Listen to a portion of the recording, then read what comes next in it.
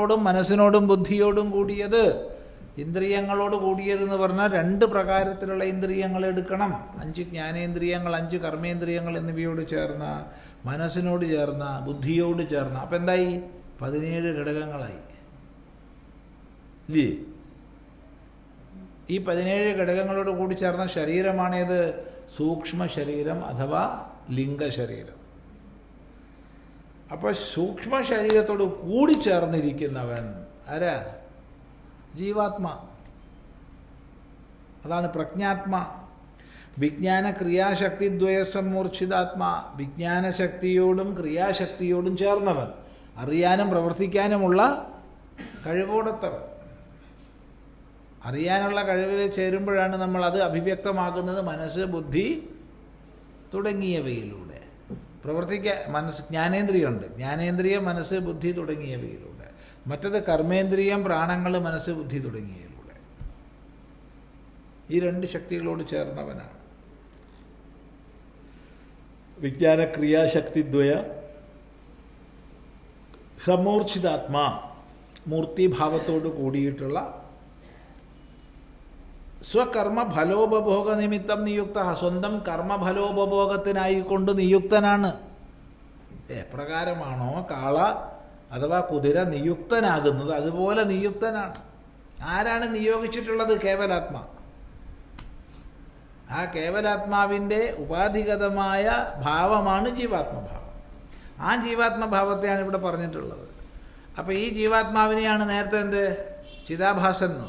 ആ ചിതാഭാസൻ അല്ലെങ്കിൽ വേറൊരു പേര് പറഞ്ഞു,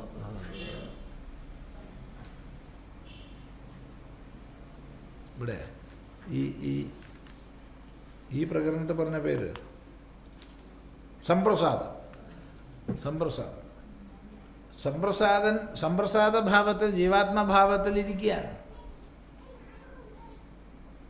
എന്നിട്ട് അതിനെയൊക്കെ വിട്ട് അതിൻ്റെ അപ്പുറത്തേക്ക് കേവല പാരമാർത്ഥികമായ ഭാവമാണ് താനെന്നുള്ള ബോധത്തിലേക്ക് ഉയരുകയാണ്. അപ്പോഴാണ് ആത്മഭിന്നമായിട്ടൊന്നും കാണുന്നില്ല, അറിയുന്നില്ല എന്ന് പറഞ്ഞത്. അപ്പോൾ ഇത് എപ്രകാരമാണ് വണ്ടി വലിക്കാൻ പ്രായോഗികം ചുമതലപ്പെടുത്തപ്പെടുന്നത്, അതുപോലെ ഉപാധികളോട് കൂടി ചേർന്ന ഒരു ഭാവം മാത്രമാണ് ഈ ജീവാത്മാ ഭാവം.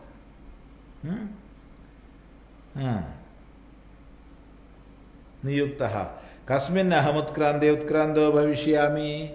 ആരുത്ക്രമിച്ചാൽ എല്ലാം ഉത്ക്രമിച്ചതാകും, ആരിരുന്നാൽ എല്ലാം ഇരുന്നതാകും എന്ന് ചിന്തിച്ച്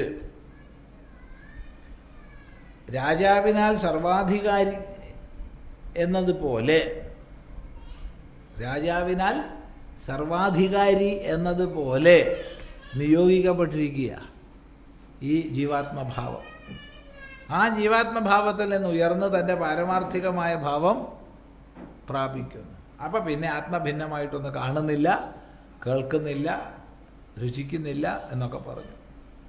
ഈ ജീവാത്മഭാവത്തിൽ ഇരുന്നിട്ടോ എല്ലാം അറിയുന്നു, ഇരിക്കുന്നു, എല്ലാം ചെയ്യുന്നു. ഇത് രണ്ടും ഒരുപോലെ മനസ്സിലാക്കുക.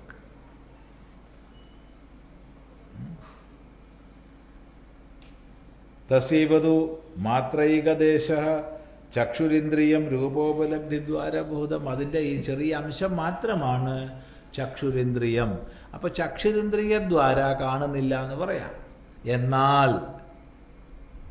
എന്നാൽ തൻ്റെ ഭാവത്താൽ എല്ലാം കാണുന്നു, എല്ലാം അറിയുന്നു. അപ്പോൾ കേൾക്കുന്നില്ല എന്നും പറയാം, കേൾക്കുന്നു എന്നും പറയാം. കാണുന്നില്ല എന്നും പറയാം, കാണുന്നു എന്നും പറയാം.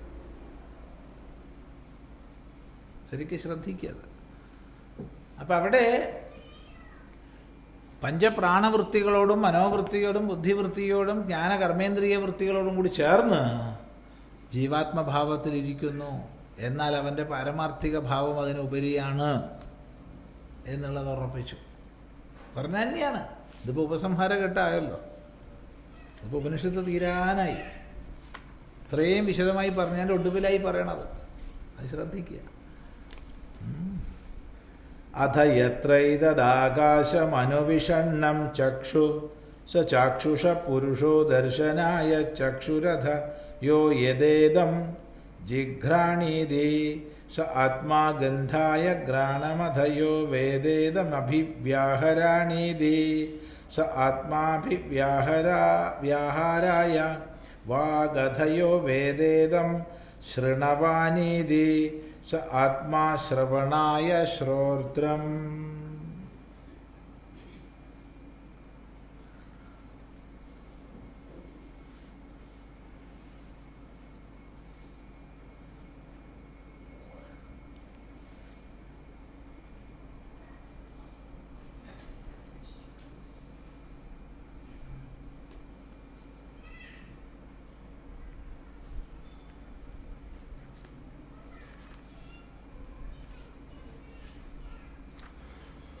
അഥ യത്രൈതദാകാശമനുവിഷണ്ണം ചക്ഷുഃ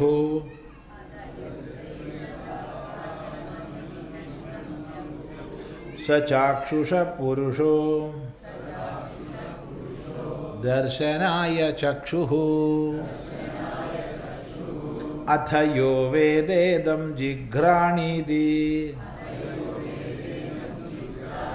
സ ആത്മാ ഗന്ധായ ഘ്രാണം. അഥ യോ വേദേദമഭിവ്യാഹരാണീതി സ ആത്മാഭിവ്യാഹാരായ വാഗ്. അഥ യോ വേദേദം ശൃണവാനീതി സ ആത്മാ ശ്രവണായ ശ്രോത്രം.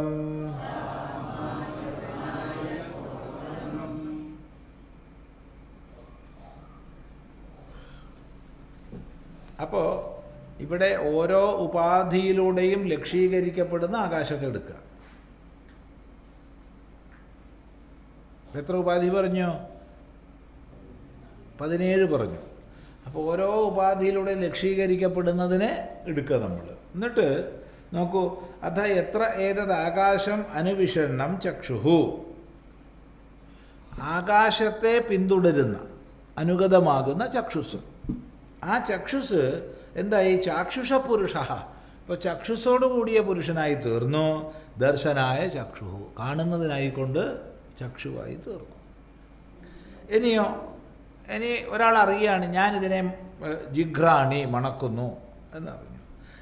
അപ്പോൾ എന്തായി? ഗന്ധായ ഘ്രാണരൂപത്തെ പ്രാപിച്ചു.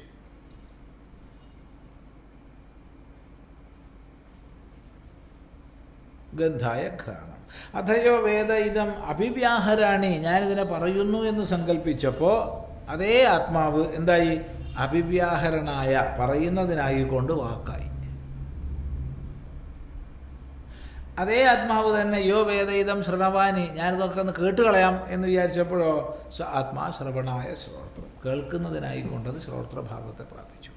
താത്പര്യം ആത്മാവ് കണ്ണോ ചെവിയോ നാക്കോ മൂക്കോ ത്വക്കോ മനസ്സോ ബുദ്ധിയോ ഒന്നുമല്ല.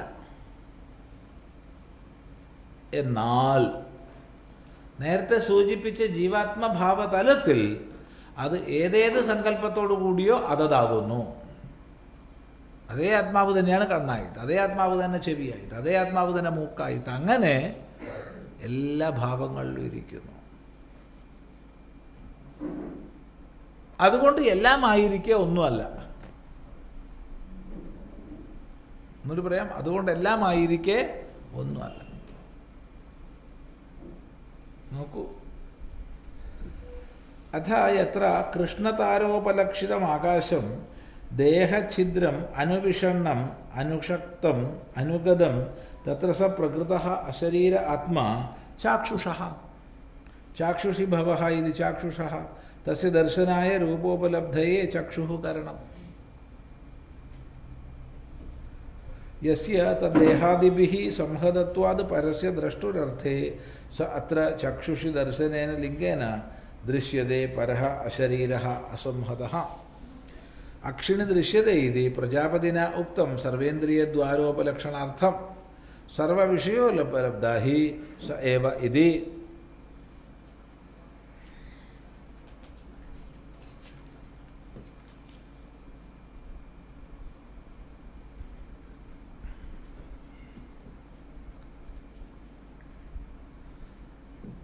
സർവശ്രുതിഷു അഹം അദർശമിതി തത് സത്യം ഭവതി ഇതി ച ശ്രുതേ. നോക്കൂ, അഥ യത്ര കൃഷ്ണതാരോപലക്ഷിതമാകാശം ദേഹഛിദ്രം അനുവിഷണ്ണം അനുഷക്തം അനുഗതം തത്ര സ പ്രകൃതഃ അശരീരഃ ആത്മാ ചാക്ഷുഷഃ ചക്ഷുഷി ഭവ ഇതി ചാക്ഷുഷഃ തസ്യ ദർശനായ രൂപോപലബ്ധയേ ചക്ഷുഃ കരണം യസ്യ ദേഹാദിഭിഃ യസ്യ തദ്ദേഹാദിഭിഃ സംഹതത്വാത് പരസ്യ ദ്രഷ്ടുഃ അർത്ഥേ സഹ അത്ര ചക്ഷുഷി ദർശനേന ലിംഗേന ദൃശ്യത്തെ പരഃ അശരീരഃ അസംഹതഃ അക്ഷിണി ദൃശ്യത്തെ ഇതി പ്രജാപതിനാ ഉക്തം സർവേന്ദ്രിയദ്വാരോപലക്ഷണാർത്ഥം സർവവിഷയോപലബ്ധാ ഹി സ ഏവ ഇതി സ്ഫുടോപലബ്ധി ഹേതുത്വാത് അക്ഷിണി ഇതി വിശേഷവചനം സർവശ്രുതിഷു അഹമദർശമിതി തത് സത്യം ഭവതി ഇതി ച ശ്രുതേഃ. അഥാപി യഹ അസ്മിൻ ദേഹേ വേദ കഥം ഇദം സുഗന്ധി ദുർഗന്ധി വാ ജിഘ്രാണി ഇതി അസ്യ ഗന്ധം വിജാനീയാം ഇതി സ ആത്മാ തസ്യ ഗന്ധായ ഗന്ധവിജ്ഞാനായ ഘ്രാണം അഥ യോ വേദ ഇദം വചനം അഭിവ്യാഹരാണി ഇതി വദിഷ്യാമി ഇതി സ ആത്മാ അഭിവ്യാഹരണക്രിയാസിദ്ധയേ കരണം വാഗിന്ദ്രിയം അഥ യോ വേദ ഇദം ശ്രവണവാനീതി സ ആത്മാ ശ്രവണായ ശ്രോത്രം. അപ്പോൾ പറയാണ്, എത്ര കൃഷ്ണതാരോപലക്ഷിതമാകാശം. കൃഷ്ണതാര എന്ന് പറഞ്ഞാൽ കണ്ണിൻ്റെ കൃഷ്ണമണി, കണ്ണിൻ്റെ കൃഷ്ണമണിയാണ്. അപ്പോൾ കൃഷ്ണതാരോപലക്ഷിതമായിരിക്കുന്ന ആകാശത്തിൽ ദേഹഛിദ്രത്തിൽ അനുവിഷണ്ണം അനുഷക്തം അനുഗതം, അനുഷക്തമായ ചേർന്ന തത്ര പ്രകൃതഃ അശരീര ആത്മാ ചാക്ഷുഷ വിഷയ ചാക്ഷുഷ. അപ്പം എന്തായി? അതിനോട് ചേർന്ന ആത്മഭാവം എന്തായി? ചാക്ഷുഷമായി. ആത്മാ കണ്ണല്ല, പക്ഷേ നേത്രവൃത്തിയോട് ചേർന്ന് ഞാനിതിനെ കാണാം എന്ന ഭാവത്തോടു കൂടി ചക്ഷുസിൽ ഭവിക്കുമ്പോൾ അവൻ തന്നെ ആരായി? ചാക്ഷുഷനായി. ചക്ഷുഷി ഭവ ചാക്ഷുഷഃ തസ്യ ദർശനായ രൂപോപലബ്ധയെ ചക്ഷുഷു കരണം. അപ്പം അങ്ങനെ ചാക്ഷുഷഭാവത്തിലുള്ള ആത്മാവിന് കാണാനായിക്കൊണ്ട് ചക്ഷു. അപ്പം സ്വയം ചക്ഷുസ് അല്ലെങ്കിലും അവൻ ചക്ഷുസായി. ചക്ഷുസിൻ്റെ പ്രയോജനമില്ലെങ്കിലും ചക്ഷുസിൻ്റെ പ്രയോജനമായി. ഇതുപോലെ ഓരോന്നും നോക്കൂ. യസ്യ തദ്ദേഹാദിഭി സംഹതത്വം അത് പരസ്യ ദ്രഷ്ടുരർത്ഥേ സത്ര ചക്ഷുഷി ദർശനേന ലിംഗേന ദൃശ്യതേ പരഃ ശരീരഃ അസംഹതഃ. അപ്പോൾ ദേഹാദി സംഹതമാണല്ലോ ഈ ജീവാത്മഭാവം. നോക്കൂ, ശരീര, ഇന്ദ്രിയ, പ്രാണ, മനോ, ബുദ്ധികളോട് ചേർന്ന ഭാവമാണല്ലോ ഇത്. അങ്ങനെ സംഹതമായിരിക്കുന്നത് കൊണ്ട് അസ്യ ദ്രഷ്ടുരർത്ഥേ സഹ അത്ര ചക്ഷുഷി ദർശനേന ലിംഗേന ദൃശ്യതേ. കാണുക എന്ന ലിംഗത്താൽ, ലിംഗം സൂചന, കാണുക എന്നുള്ള സൂചനയെ പിൻപറ്റി എന്ത് മനസ്സിലാക്കും? അസംഹതനാണ്, പരനാണെങ്കിലും ഇവിടെ ഇവൻ ചാക്ഷുഷനായി ഭവിച്ചു. ഇതുപോലെ ബാക്കി ആലോചിച്ച് നോക്കൂ, അതുപോലെ ഞാൻ മണക്കാം എന്നുള്ള സങ്കല്പത്തോടു കൂടി, സുഗന്ധ ദുർഗന്ധങ്ങളെ മണക്കുന്ന ഭാവത്തോടു കൂടി ഈ ആത്മാ ശ്രോത്രമായി.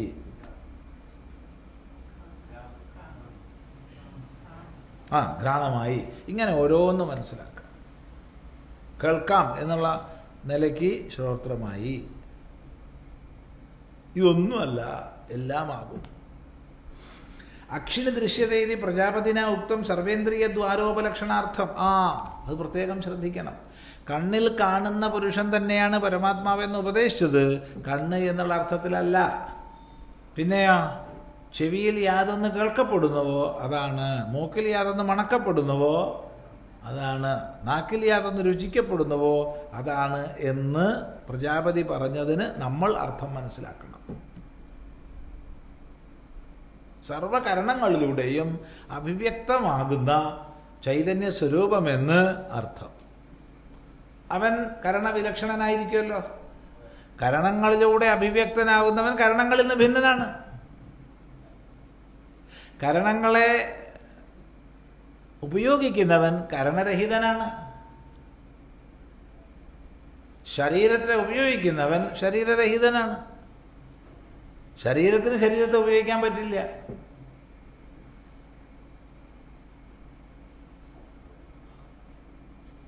ചിന്തിക്കുക. അപ്പോൾ സ്ഫുടമായ ഒരു ഉപലബ്ധി സാധാരണ ഇപ്പോൾ നമ്മൾ കേൾക്കുന്നവൻ്റെ കേൾവി അല്ലെങ്കിൽ മണക്കുന്നവൻ്റെ മണക്കൽ എന്നൊക്കെ പറഞ്ഞാൽ ശരിയാ. പക്ഷേ സാമാന്യ ലോകത്തിൽ ജീവിക്കുന്ന നമ്മളെ സംബന്ധിച്ച് ഈ നേത്രേന്ദ്രിയ വൃത്തിയാണല്ലോ പ്രബലമായിട്ടുള്ളത്, അല്ലേ? എന്താ അഭിപ്രായം? നമ്മുടെ ഭൂരിഭാഗവും അറിവുകൾ നേത്രേന്ദ്രിയം വഴിക്കാണ് ഉണ്ടാവുന്നത്.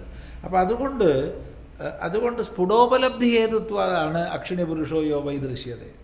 കണ്ണിൽ യാതൊരു പുരുഷൻ കാണപ്പെടുന്നുവോ, അല്ലെങ്കിൽ ചെവിയിൽ യാതൊരു പുരുഷൻ കേൾക്കപ്പെടുന്നുവോ, മൂക്കിൽ യാതൊരു പുരുഷൻ മണക്കപ്പെടുന്നുവോ, അങ്ങനെയാ പറയണ്ടേ. പ്രജാപതി പറഞ്ഞതിന്, ഉപദേശിച്ചതിന് കേവലം വാച്യാർത്ഥമല്ല ഉള്ളത് എന്നർത്ഥം. ഒന്നിച്ച് പോണേ. മനസ്സിലാവാത്ത ഭാഗം ഉണ്ടെങ്കിൽ ചോദിക്കണം. പുതുതായിട്ട് വന്നവർക്ക് ഒരു വസ്തു മനസ്സിലാവില്ല. അത് സാരമില്ല, അത് കഴിഞ്ഞാൽ പിന്നെ അടുത്ത ഉപനിഷത്ത് തുടങ്ങുമ്പോൾ മനസ്സിലാവും. ഇപ്പോൾ കഴിയുമല്ലോ, അതിപ്പോൾ കഴിയും.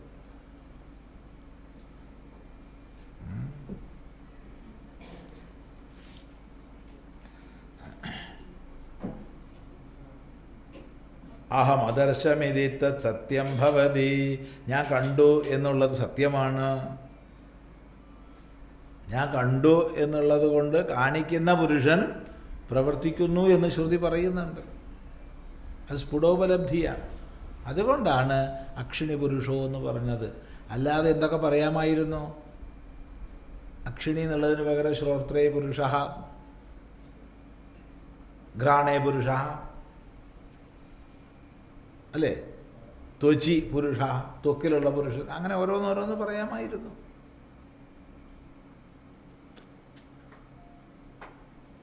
അപ്പോൾ കരണവിലക്ഷണനായ, എന്നാൽ എല്ലാ കരണങ്ങളെയും പ്രകാശിപ്പിക്കുന്ന എന്ന അർത്ഥം അതിലൂടെ വന്നു. അത് മനസ്സിലായി. ആർക്ക്? ഇന്ദ്രന് മനസ്സിലായി. എപ്പോ? സുദീർഘമായ തപസ്സിൻ്റെ ഒടുവിൽ, സൂക്ഷ്മ വിചാരത്തിൻ്റെ ഒടുവിൽ. ഇതുപോലെ ബാക്കിയുള്ളതും മനസ്സിലാക്കുക. യോ അസ്മിൻ ദേഹേ വേദ കഥമിതം സുഗന്ധി ദുർഗന്ധിവാജിഗ്രാണി. സുഗന്ധമോ ദുർഗന്ധമോ ആയി ഇതിനെ ഞാൻ വാസനിക്കട്ടെ എന്നുള്ള നിലയ്ക്ക് ഗന്ധം വിജാനീയാം, ഞാൻ മണത്തെ ഒന്നറിയാം എന്ന് വിചാരിച്ചപ്പോൾ സ ആത്മാ തസ്യ ഗന്ധായ ഗന്ധവിജ്ഞാനായ ഘ്രാണം. അവൻ ഗന്ധായ ആ ജീവഭാവത്തിന് ഗന്ധം മണക്കാൻ വേണ്ടിയിട്ട് എന്തായി? ഗന്ധവിജ്ഞാനത്തിനായിക്കൊണ്ട് ഘ്രാണം വന്നു. അഥയോ വേദ ഇതം വചനം അഭിവ്യാഹരാണി, ഞാൻ ഈ വാക്കുകളെ പറയട്ടെ എന്നുള്ള അറിവ് വന്നപ്പോൾ എന്തുണ്ടായി? വദിഷ്യാമി, പറയാം എന്നുള്ള അറിവ് വന്നപ്പോൾ എന്തായി? ആത്മാ അഭിവ്യാഹരണ ക്രിയാസിദ്ധയെ കരണം വാഗീന്ദ്രിയം, അഭിവ്യാഹരണ ക്രിയാസിദ്ധിക്കായിക്കൊണ്ട്, അഭിവ്യാഹരണ ക്രിയാസിദ്ധി എന്ന് പറഞ്ഞാൽ പറയുക എന്നുള്ള ക്രിയാസിദ്ധിക്കായിക്കൊണ്ടുള്ള കരണം വന്നു, അത് വാക്കാണ്. അഥയോ വേദയിതം ശൃണവാനീതി, ഞാനിതിനെ കേൾക്കാം എന്ന് ചിന്തിച്ചപ്പോൾ എന്തായി? സ ആത്മാശ്രവണായ ശ്രവണം. ചുരുക്കി പറഞ്ഞാൽ ഈ അപഹത പാപ്മാവായിരിക്കുന്ന ആത്മാവ് തന്നെ സ്വാഭാവിക തലത്തിൽ ഈ കരണങ്ങളോടൊക്കെ ഒത്ത് കാണുന്നു, കേൾക്കുന്നു. എന്നാൽ പരമാർത്ഥത്തിൽ ആത്മഭിന്നമായി ഒന്നില്ലാത്തത് കൊണ്ട് അവൻ കാണുന്നുമില്ല, കേൾക്കുന്നുമില്ല. ഇതാണ് അർത്ഥം. അഥയോ വേദേദം മന്വാനീതി സ ആത്മാ മനോസ്യ ദൈവം ചക്ഷുഃ സ വ ഏഷ ഏതേന ദൈവേന ചക്ഷുഷാ മനസൈതാൻ കാമാൻ പശ്യൻ രമതേ. അഥയോ വേദ ഇദം മന്വാനീതി സ ആത്മാ മനഃ അസ്യ ദൈവം ചക്ഷുഃ സ വ ഏഷ ഏതേന ദൈവേന ചക്ഷുഷാ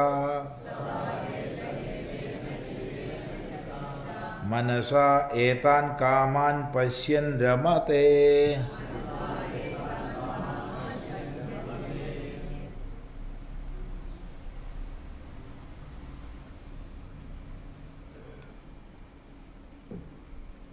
അഥ യോ വേദ ഇതം മന്വാനീതി, ഞാനിതിനെ മനസ്സിലാക്കാം എന്നറിയുമ്പോൾ, ബാക്കി എളുപ്പമാണ്. എന്തായി? മനസ്സായി, മനസ്സാകുന്ന കരണായി. മനോ അസ്യ ദൈവം ചക്ഷുഹു, ഈ മനസ്സിനെ എന്ത് പറയാം? ദൈവചക്ഷുസാണെന്ന് പറയാം. ദിവ്യമായ ദൈവമായ ചക്ഷുസ് തന്നെയാണ് മനസ്സ്. എന്നിട്ടോ ഈ ദൈവത്തെ കൊണ്ട്, ഏത് ദൈവത്തെ കൊണ്ട്? മനസ്സാകുന്ന ദൈവത്തെ കൊണ്ട് മനസ്സ ഏതാൻ കാമാൻ പശ്യൻ, ഈ കാമങ്ങളെ മുഴുവൻ കണ്ട് രമിക്കുന്നു. ഞാനിതിനെ മനസ്സിലാക്കാം എന്ന്, മനനം ചെയ്യാം എന്ന് വിചാരിച്ചപ്പോഴത്തേക്ക് മനോരൂപമായിരിക്കുന്ന ദൈവമായി, ആ മനോരൂപമായിരിക്കുന്ന ദൈവമായിട്ട് സകല കാമങ്ങളെയും രമിക്കുന്നു, അനുഭവിക്കുന്നു. മനോവൃത്തി മാത്രത്താലാണ് എല്ലാ വിഷയാഭിരമണങ്ങളും.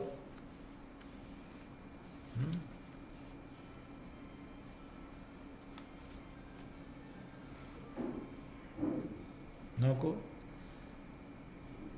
അഥയോ വേദ ഇതം മന്വാനീതി മനന വ്യാപാരം ഇന്ദ്രിയ അസംസ്പൃഷ്ടം കേവലം മന്വാനീതി വേദ സ ആത്മാ മനനായ മനഃ. യോ വേദ സ ആത്മാ ഇത്യേവം സർവത്ര പ്രയോഗാത് വേദനം അസ്യ സ്വരൂപമിത്യവഗമ്യതേ. യഥാ യ പുനഃ യ പുരസ്താദ് പ്രകാശയതി സ ആദിത്യഃ, യോ ദക്ഷിണതഃ യ പശ്ചാദ് യ ഉത്തരതഃ യ ഊർധ്വം പ്രകാശയതി സ ആദിത്യഃ ഇത്യുക്തേ പ്രകാശസ്വരൂപ സ ഇതി ഗമ്യതേ. ദർശനാദി ക്രിയാ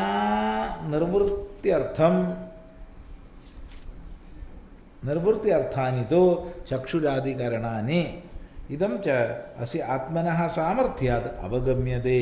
ആത്മനഃ സത്താമാത്ര ഏവ ജ്ഞാനകർത്തൃത്വം നതു വ്യാപൃതതയാ. യഥാ സവിദുഃ സത്താമാത്രമേവ പ്രകാശനകർത്തൃത്വം നതു വ്യാപൃതതയാ ഇതി തദ്വത്. നോക്കൂ, അഥയോ വേദ ഇതം മന്വാനീതി, ഞാൻ മനസ്സിലാക്കുന്നു, ഞാൻ വിചാരം ചെയ്യുന്നു, ഞാൻ മനനം ചെയ്യുന്നു എന്ന് മനസ്സിലാക്കുമ്പോൾ മനനവ്യാപാരം ഇന്ദ്രിയ അസംസ്പൃഷ്ടം. എങ്ങനെയാ മനനം ചെയ്യുന്നെന്ന് പറഞ്ഞേ? മനനവ്യാപാരം ഇന്ദ്രിയ അസംസ്പൃഷ്ടം, ഇന്ദ്രിയങ്ങളാൽ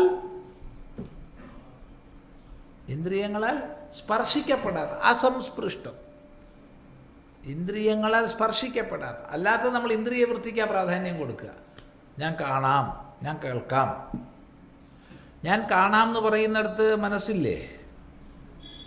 അപ്പം ഞാൻ നല്ല രൂപത്തെ കാണാമെന്ന് പറഞ്ഞു, അല്ലെങ്കിൽ ഞാൻ നല്ലൊരു പാട്ട് കേൾക്കാം.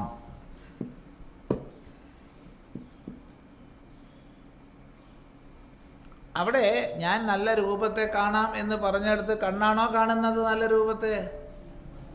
ഒരിക്കലുമല്ല. കണ്ണ് കാണുന്നത് രൂപത്തെയാണ്. കണ്ണ് രൂപത്തെ കാണുമ്പോൾ അതിൽ നല്ല രൂപമെന്നോ ചീത്ത രൂപമെന്നോ ഇല്ല. കണ്ണ് രൂപത്തെ കാണുന്നു എന്നേ പറയാൻ സാധിക്കൂ. മൂക്ക് നല്ല ഗന്ധത്തെ മണത്തു എന്ന് ആർക്കും പറയാൻ പറ്റില്ല, ചീത്ത ഗന്ധത്തെ മണത്തു എന്ന് പറയാൻ പറ്റില്ല. മൂക്ക് മണത്തു എന്ന് മാത്രമേ പറയാൻ പറ്റൂ. നല്ല മണം ചീത്ത മണം എന്നുള്ളത് മനസ്സ് ചേർന്നത് കൊണ്ടാണ്. എല്ലാം അങ്ങനെയാണ്. അപ്പോൾ കണ്ണുകൊണ്ട് നല്ല രൂപം കാണണം, ചെവി കൊണ്ട് നല്ല ശബ്ദം കേൾക്കണം എന്ന് പറയാൻ പറ്റുമോ? ഇല്ല. കണ്ണുകൊണ്ട് രൂപം കാണാനേ പറ്റൂ, ചെവി കൊണ്ട് ശബ്ദം കേൾക്കാനേ പറ്റൂ. അത് മനസ്സ് ചേരുമ്പോൾ നല്ലത് എന്ന് നമുക്ക് പറയാം. അത്രയേ ഉള്ളൂ.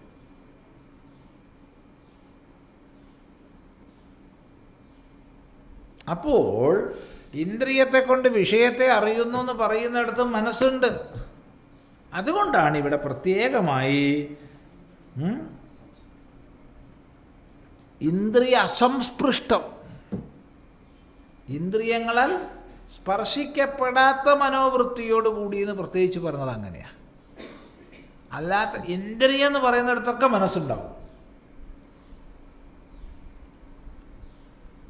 മനസ്സിലായി എന്ന് വിചാരിക്കുന്നത്. ഇന്ദ്രിയം എന്ന് പറയുന്നിടത്തൊക്കെ മനസ്സുണ്ടാവും. അതുകൊണ്ട് അത് വേർതിരിച്ച് കാണിക്കാൻ വേണ്ടി ഇന്ദ്രിയത്താൽ സ്പർശിക്കപ്പെടാത്ത മനസ്സിനാൽ ഞാൻ വിചാരിക്കാം എന്ന് ചെയ്തപ്പോൾ ആത്മാമനായ മനഃ, മനനത്തിനായിക്കൊണ്ട് ആത്മാവാരായി? മനസ്സായി. യോ വേദസ ആത്മാ ഇത്യവം സർവത്ര പ്രയോഗാത്. യാതൊരുവൻ അറിയുന്നുവോ ആ ആത്മാവ് ഘ്രാണമാകുന്നു, ചക്ഷുസാകുന്നു, മനസ്സാകുന്നു എന്നൊക്കെ പ്രത്യേകം പറഞ്ഞതുകൊണ്ട് ആത്മാവിൻ്റെ സ്വഭാവമാണെന്ത്? ജ്ഞാനസ്വഭാവം.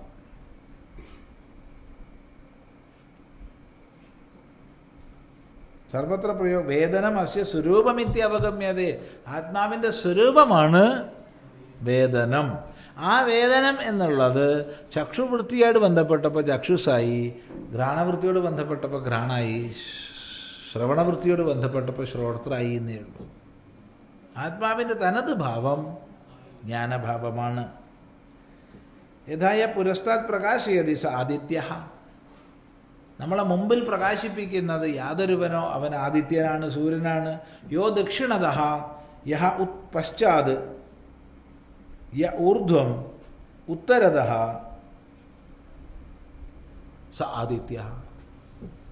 നമ്മളെ പിന്നിലും ഇടതും വലതും തെക്കും വടക്കും കിഴക്കും പടിഞ്ഞാറും പ്രകാശിപ്പിക്കുന്നത് ആദിത്യൻ എന്ന് പറയുമ്പോൾ പ്രകാശസ്വരൂപനാണ് ആദിത്യൻ എന്ന് വരുന്നു. അതുപോലെ മൂക്കിൽ ആത്മാ, കണ്ണിൽ ആത്മാ എന്ന് പറയുമ്പോൾ അറിയുന്നവൻ, അറിയിക്കുന്നവൻ, അറിവിൻ്റെ സ്വരൂപമാർന്നവൻ എന്ന ആത്മാവിനർത്ഥം വരുന്നു. കണ്ണിലൂടെ കാണുക എന്ന അറിവ്, ചെവിയിലൂടെ കേൾക്കുക എന്ന അറിവ്, മൂക്കിലൂടെ മണക്കുക എന്ന അറിവ്, എല്ലാത്തിനും ഒരു ആത്മമൂലം എന്ന് പറയുമ്പോൾ ആത്മാവ് അറിയുന്നവൻ എന്ന് വന്നു. ഏതുപോലെ കിഴക്ക് ആദിത്യൻ, പടിഞ്ഞാറ് ആദിത്യൻ, തെക്ക് ആദിത്യൻ, വടക്ക് ആദിത്യൻ, മുമ്പിൽ ആദിത്യൻ, പിന്നിൽ ആദിത്യൻ, സർവത്ര പ്രകാശിപ്പിക്കുന്ന ആദിത്യൻ എന്ന് പറയുമ്പോൾ ആദിത്യൻ പ്രകാശ സ്വരൂപൻ എന്ന് പറഞ്ഞതുപോലെ ആത്മാ ജ്ഞാന സ്വരൂപൻ എന്നർത്ഥമായി. ദർശനാദി ക്രിയാ നിർവൃത്തി അർത്ഥാനി തു ചക്ഷുരാദി കരണാനി. കാണുക, കേൾക്കുക തുടങ്ങിയവയ്ക്ക് അതത് കരണങ്ങൾ. കാണുക, കേൾക്കുക, മണക്കുക തുടങ്ങിയവയ്ക്ക്. അപ്പോൾ കേവല ജ്ഞാനസ്വരൂപനായ ഭാവം ഉള്ളിലിരിക്കുന്നു. അത് ചക്ഷുസ് വഴി പോയപ്പോൾ കണ്ടു, ചെവി വഴിക്ക് പോയപ്പോൾ കേട്ടു, അത്രയേ ഉള്ളൂ. മൂക്ക് വഴി പോയപ്പോൾ മണത്തു. എല്ലാം ചെയ്ത ഒരാൾ തന്നെ. ഈ ഒരാൾ പരമാർത്ഥാണോ? അതുമല്ല, അത് ചിതാഭാസഭാവമാണ്. അതും സ്വാഭാവിക ഭാവമാണ്. ആ സ്വാഭാവിക ഭാവത്തെ നമ്മൾ അഴിക്കണം. അപ്പോഴേ കേവലനായ ഞാൻ എന്നുള്ളതിലേക്ക് എത്തൂ.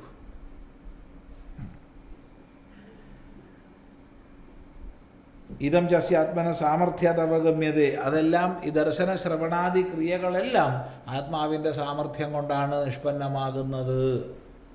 ആത്മസാമർഥ്യത്താൽ എല്ലാ കരണവ്യാപാരങ്ങളും നടക്കുന്നു.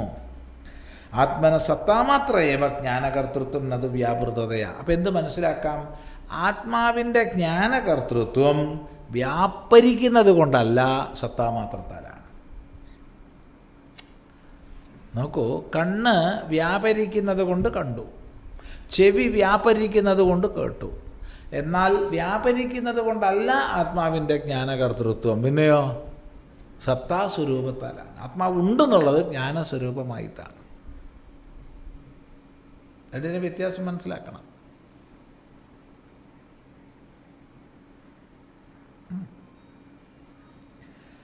യഥാ സവിതുഃ സത്താമാത്രമേവ പ്രകാശനകർത്തൃത്വം. സൂര്യൻ പ്രത്യേകിച്ച് കിഴക്കിനെ പ്രകാശിപ്പിക്കുന്നു, ആ പ്രകാശം പിൻവലിച്ചിട്ട് ഇപ്പുറത്ത് പടിഞ്ഞാറ് പ്രകാശിപ്പിക്കുന്നു, അങ്ങനെയല്ല. സൂര്യൻ്റെ സ്വഭാവമായിട്ട് പ്രകാശത്തെ നമ്മൾ മനസ്സിലാക്കുന്നു. ന വ്യാപൃതതയാ, അല്ലാണ്ട് സൂര്യൻ വ്യാപരിച്ചിട്ടല്ല പ്രകാശിപ്പിക്കുന്നത്. ആ സൂര്യപ്രകാശത്തെ നമുക്ക് വ്യാപരിപ്പിക്കാം. ആ സൂര്യപ്രകാശത്തെ നമുക്ക് വ്യാപരിപ്പിക്കാം. എങ്ങനെ? ഉദാഹരണത്തിന് 1, 2, 3, 4 കണ്ണാടി ഉപയോഗിച്ചാൽ നമുക്ക് ഇഷ്ടമുള്ള എങ്ങോട്ടും അതിനെ തിരിച്ചുവിടാം.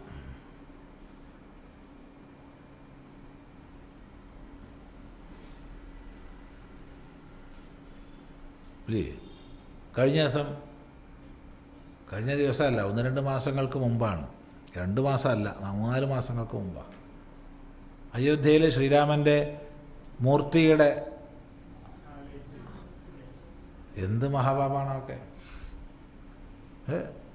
അത് സ്വാഭാവികമായി സൂര്യോദയത്തിൽ തട്ടുന്ന പ്രകാരം പണ്ട് കാലത്തുള്ളവർ ചിട്ടപ്പെടുത്തിയിട്ടുണ്ട്. ഉദാഹരണം, കൊണാർക്കിൽ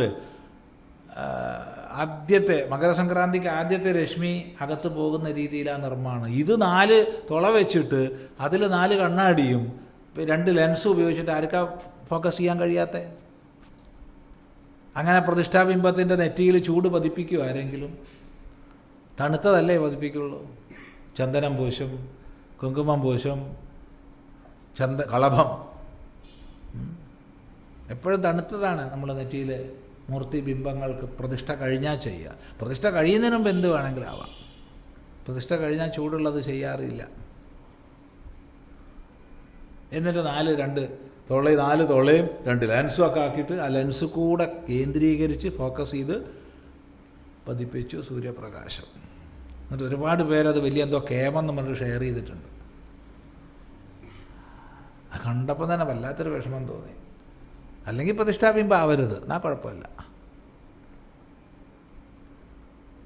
പൊതുവേ ഉത്തര ഭാരതത്തിലൊക്കെ അലങ്കാരപ്രധാനമാണ്, അങ്ങനെ എടുക്കാം. അലങ്കാരപ്രധാനമാണെന്ന് എടുക്കാം. എന്നാലും ഒരു സുഖമില്ലായ്മയാണ്.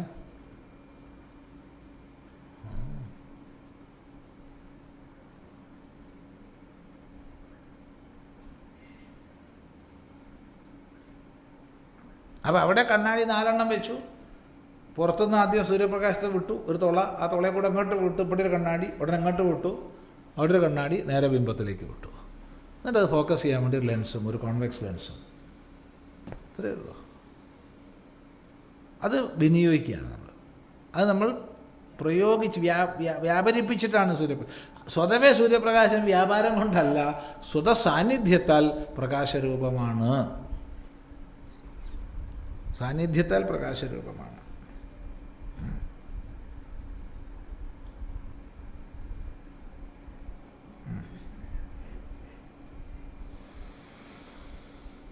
അല്ലാണ്ട് വ്യാപാരത്താലല്ല. അതുപോലെ ആത്മാവ് സ്വതപ്രകാശത്താൽ ജ്ഞാനസ്വരൂപമാണ്.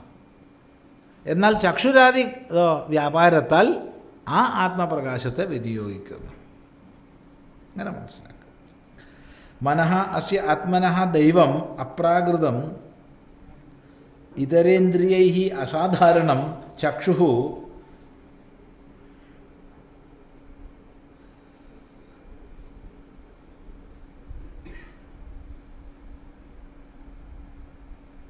ചഷ്ടേ പശ്യതി അനേന ഇതി ചക്ഷുഃ വർത്തമാനകാലവിഷയാണി ച ഇന്ദ്രിയാണി അതഃ അദൈവാനി താനി മനസ്തു ത്രികാലവിഷയോപലബ്ധികരണം മൃദിത ദോഷം ച സൂക്ഷ്മ വ്യവഹിതാദി സർവോപലബ്ധികരണം ച ഇതി ദൈവം ചക്ഷു. അപ്പോൾ ഞാൻ മനസ്സിലാക്കാം എന്ന് സങ്കല്പിച്ചപ്പോൾ ഇത് മനസ്സെന്ന് പറഞ്ഞു. ആ മനസ്സെങ്ങനെയാണ്? ഈ ആത്മാവിൻ്റെ ദൈവ ചക്ഷുസ്സാണ്, അപ്രാകൃത ചക്ഷുസ്സാണ്. സാധാരണ ചക്ഷുസ് പ്രാകൃത ചക്ഷുസ്, കണ്ണ്. അപ്പോൾ ഉള്ളതിനെ മാത്രം കാണാൻ പറ്റും. മനസ്സിനോ മുമ്പുള്ളതിനെയും കാണാം, ഇപ്പോൾ ഉള്ളതിനെയും കാണാം, വരാൻ പോകുന്നതിനെയും കാണാം. അതുകൊണ്ട് ദൈവചക്ഷുസ്സാണ്. ദൈവം അപ്രാകൃതം ഇതരേന്ദ്രിയൈഹി അസാധാരണം ചക്ഷുഹു.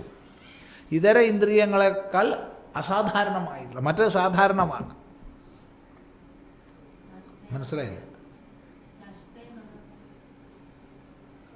ചഷ്ടേ പശ്യതി അനേന ഇതി. ചഷ്ടേ കാണുന്നു, ചഷ്ടേ അനേന ഇതി കാണുന്നു. യാതൊന്നിനെ കൊണ്ട് കാണുന്നുവോ അത് ചക്ഷുസ്.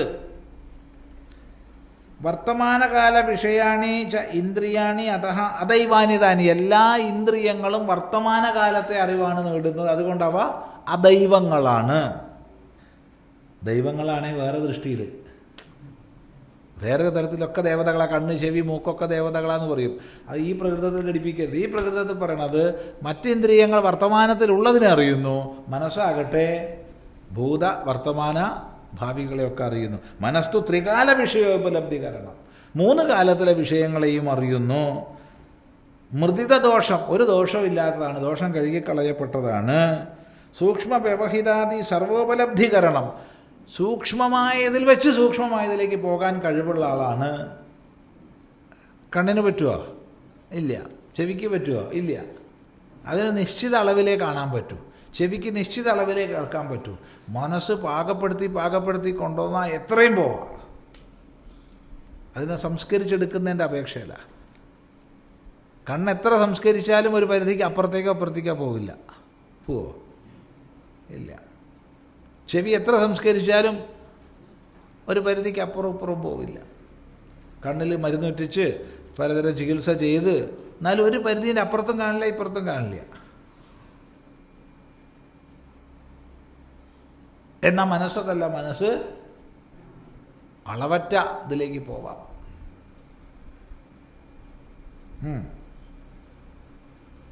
അതുകൊണ്ട് ദൈവചക്ഷുസാണ് മനസ്സ്.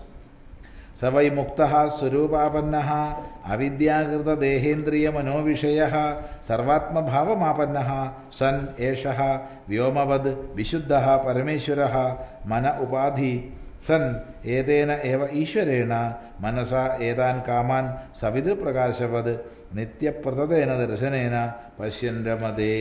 അങ്ങനെയുള്ള ഈ മനോരൂപിയായിരിക്കുന്ന മനോപാധികനായ ദേവൻ എന്തായി? വാസ്തവത്തിൽ സർവാത്മാവാണ്. ആ സർവാത്മാവ് മനനക്രിയയുമായി ബന്ധപ്പെടുത്തി പറയുമ്പോൾ മനോരൂപത്തിലുള്ള ദേവനായിട്ട് അവിദ്യാകൃത ദേഹേന്ദ്രിയ മനസ്സുകളിൽ നിന്നൊക്കെ വാസ്തവത്തിൽ വിയുക്തനായിട്ടുള്ള പരമാത്മാ സൻ അങ്ങനെയായിരിക്കെ വ്യോമവത് വിശുദ്ധ, വ്യോമം പോലെ വിശുദ്ധനാണ്. പരമേശ്വരനാണ് അവൻ.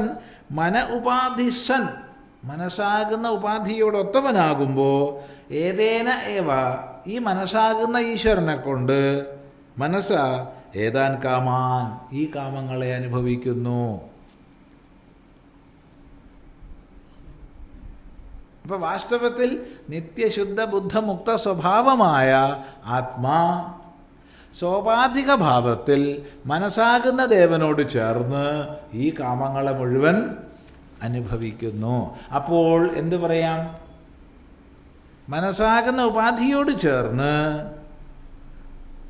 ഇതിനെ അനുഭവിക്കുന്നു എന്ന് പറയുമ്പോൾ വാസ്തവത്തിൽ അനുഭവിക്കുന്നില്ല എന്നും പറയാം, അനുഭവിക്കുന്നു എന്നും പറയാം. അതുകൊണ്ട് അവൻ കാണുന്നു, കാണുന്നില്ല. അതാ ചോദ്യം. ആ ചോദ്യത്തിന് ഉത്തരമാണ് ഈ മന്ത്രം പറഞ്ഞത്. അങ്ങനെ നിരുപാധിക ഭാവത്തിലും സോപാധിക ഭാവത്തിലും വേർതിരിച്ച് മനസ്സിലാക്കുക. വളരെ ശ്രദ്ധിക്കേണ്ടുന്ന ഭാഗമാണ്. പക്ഷേ ഉപസംഹാര ഘട്ടമാണല്ലോ, അതുകൊണ്ട് കഴിഞ്ഞ ഭാഗമൊക്കെ ഓർമ്മിച്ചാലേ പിടികിട്ടുള്ളൂ. വളരെ ദീർഘമായിട്ടുള്ള, നല്ലപോലെ മനനം ചെയ്യാമെന്ന് മാത്രം പറയുന്നു. ഓം ആപ്യായന്തു മമാംഗാനി വാക്പ്രാണശ്ചക്ഷുഃ ശ്രോത്രമഥോ ബലമിന്ദ്രിയാണി ച സർവാണി